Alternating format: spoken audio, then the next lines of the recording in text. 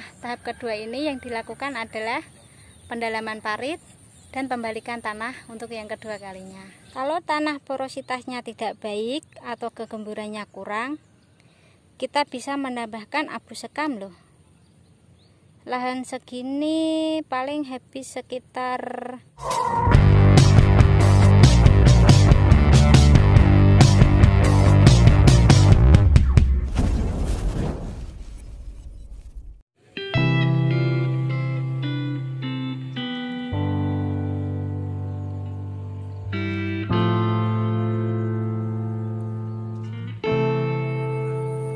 Assalamualaikum warahmatullahi wabarakatuh. Selamat pagi teman-teman. Bagaimana kabarnya? Semoga baik-baik saja ya. Kali ini saya lagi ngantar sarapan buat para pekerja sawah ya teman-teman. Tuh, para pekerjanya ada di sana. Ini adalah pengolahan tanah pada tahap kedua. Pada pengolahan tanah tahap kedua ini yang dilakukan adalah pendalaman parit dan pembalikan tanah untuk yang kedua kalinya. Bentar ya teman-teman.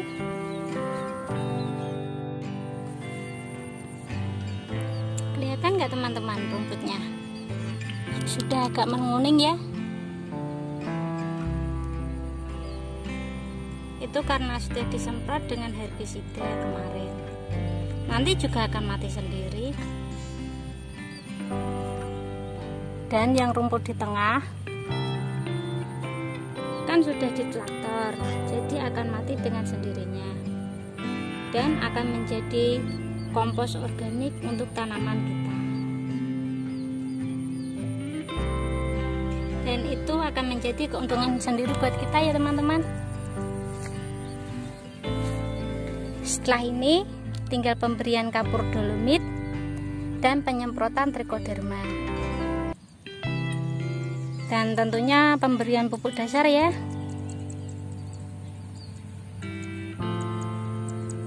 Saya belum pakai agen hayati ya teman-teman. Karena lahan saya ini baru 2 kali ini saya tanami. Mungkin tahun depan saya akan pakai.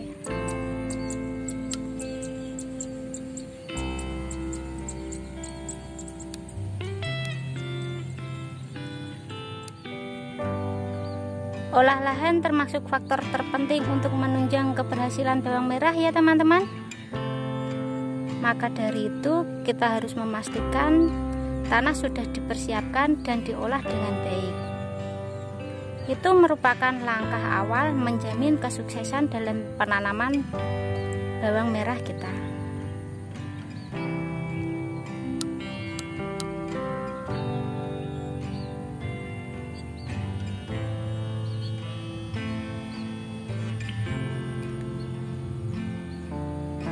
Dalam penanaman bawang merah, yang pertama harus kita lakukan adalah perencanaan.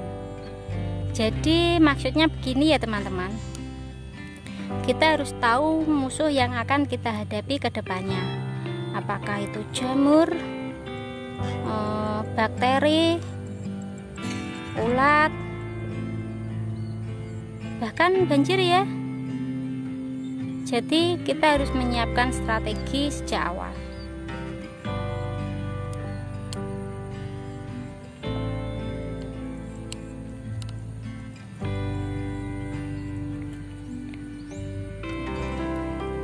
Oh ya teman-teman, keuntungan dari kita diamkan selama 1 minggu setelah dirotari, selain bakteri dan cendawan mati, tingkat oksigen dalam tanah bisa meningkat dan bisa menurunkan tingkat keasaman tanah loh teman-teman.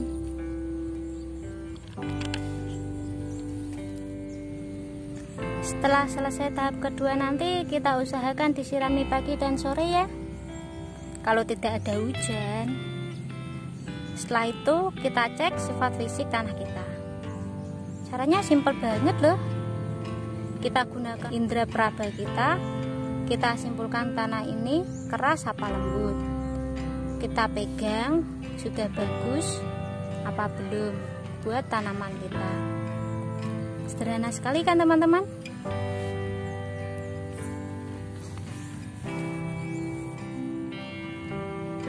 Tanaman bawang ini termasuk tanaman yang dipanen umbinya ya.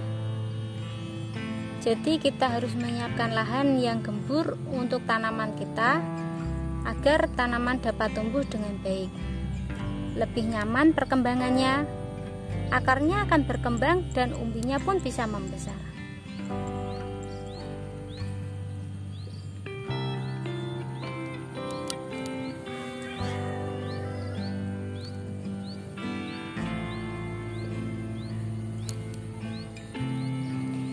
Kalau tanah porositasnya tidak baik atau kegemburannya kurang, kita bisa menambahkan abu sekam loh.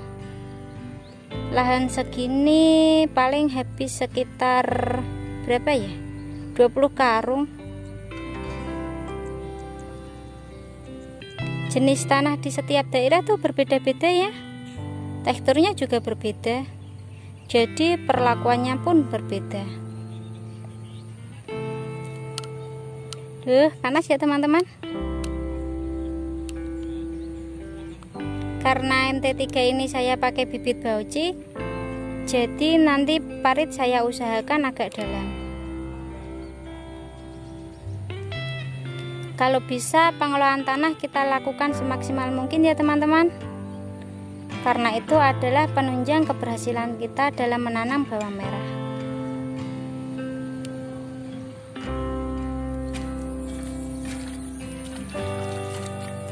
Seperti ini proses pendalaman paritnya ya teman-teman. Niki marek didedek riyen kersane napa Pak De? Oh. Pinggire nggih dipaculi riyen nggih. Nggih nggih. Jadi nggih. Didak-idak terus nembe diceduki ngoten nggih. Oh, nggih.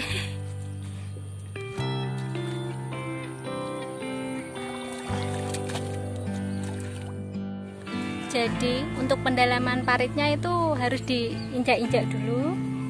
Setelah diinjak-injak baru diambil tanah yang ada di paritnya ya teman-teman, biar dalam. Sekian dulu ya teman-teman video dari saya, semoga bermanfaat. Mohon maaf bila ada salah-salah kata. Semoga petani Indonesia semakin sukses dan maju. Salam dari saya. Dan yang baru bergabung jangan lupa like, komen, dan subscribe ya.